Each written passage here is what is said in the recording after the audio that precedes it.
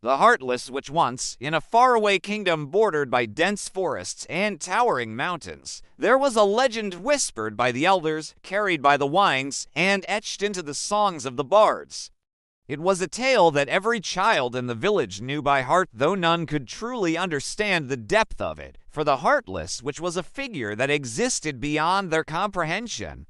Long ago, when the kingdom was young, a small village nestled near the edge of a sprawling dark forest, known to the villagers as the Forest of Shadows. The villagers were a simple, hard-working folk, dependent on the forest for food and materials. But there was one rule they all obeyed without question: never enter the forest at dusk. The older generation spoke of it in hushed tones, their eyes clouded with a mixture of fear and sorrow.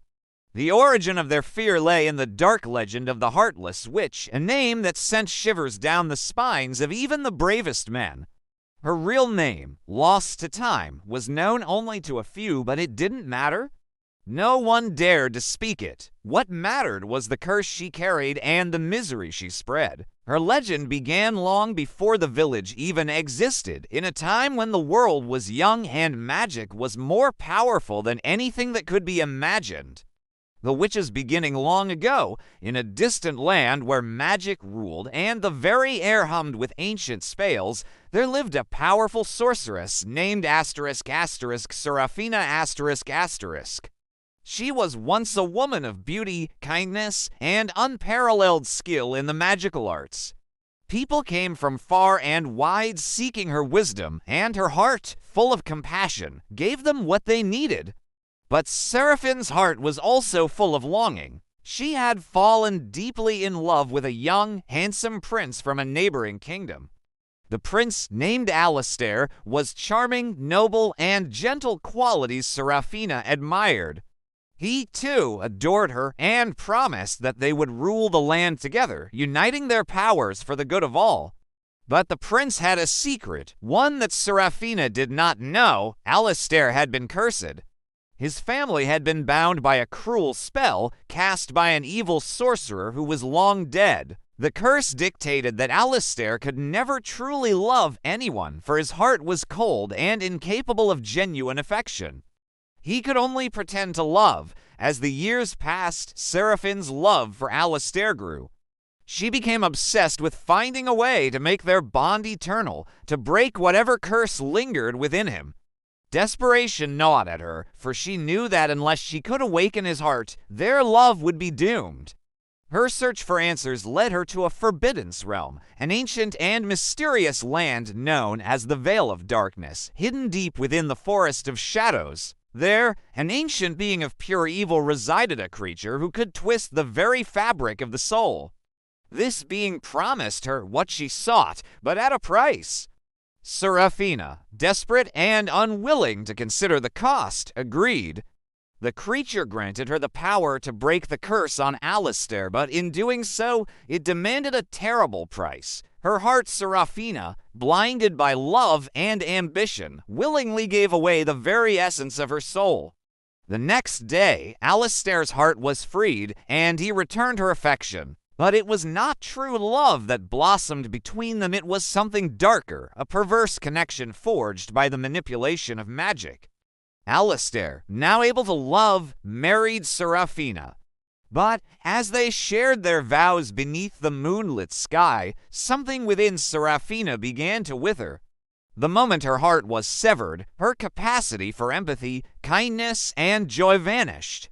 She had become heartless. The villagers at the time whispered that Seraphine's magic had grown more powerful than ever before, but it was a power devoid of warmth. She ruled with an iron fist, no longer caring for those she once helped. Her people were no longer her people, they were merely tools for her to use. Alistair, too, began to wither. Without Seraphine's heart, there was no true connection between them. His love for her had been built on a lie, and he began to regret ever breaking his curse.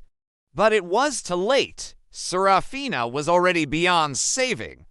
The curse of the forest, as Seraphine's heart hardened, she withdrew deeper into the Veil of Darkness, where the power of the curse was strongest. She could feel the trees and the earth beneath her feet shifting, responding to her presence.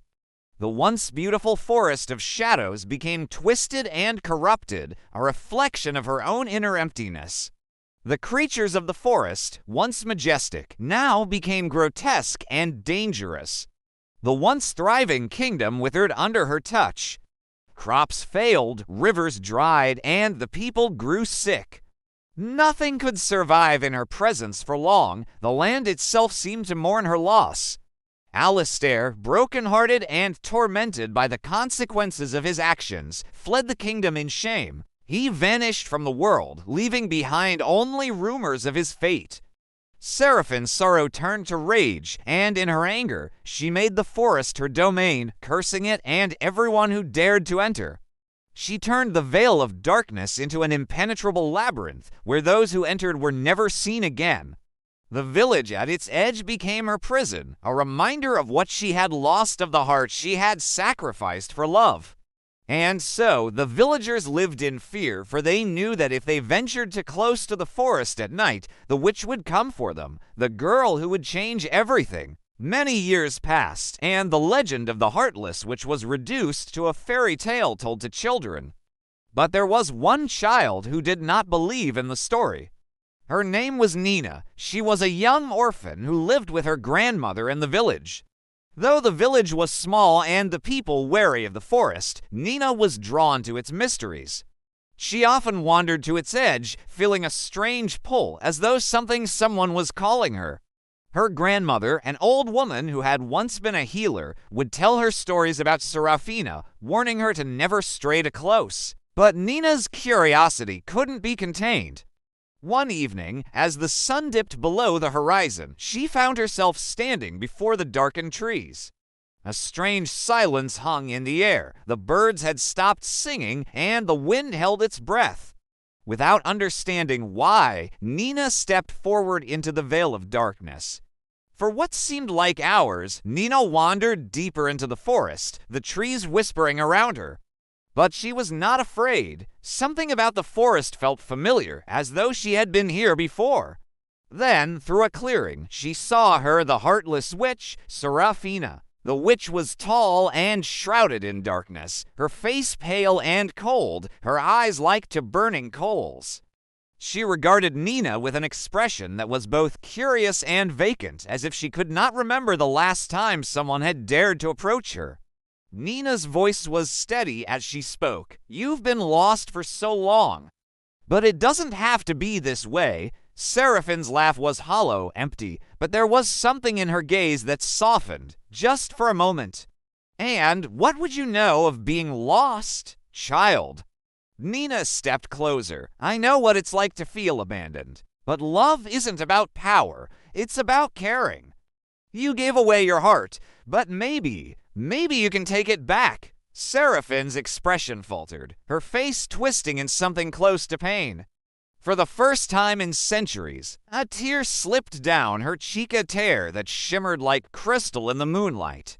"You can't undo what's been done," Serafina whispered, her voice breaking. "I've destroyed everything." Nina shook her head. "It's never too late. You can find your heart again.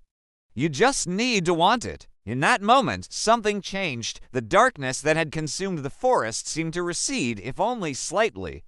Seraphine's eyes softened, and for the first time in centuries, she felt something stirring within her, something that resembled hope.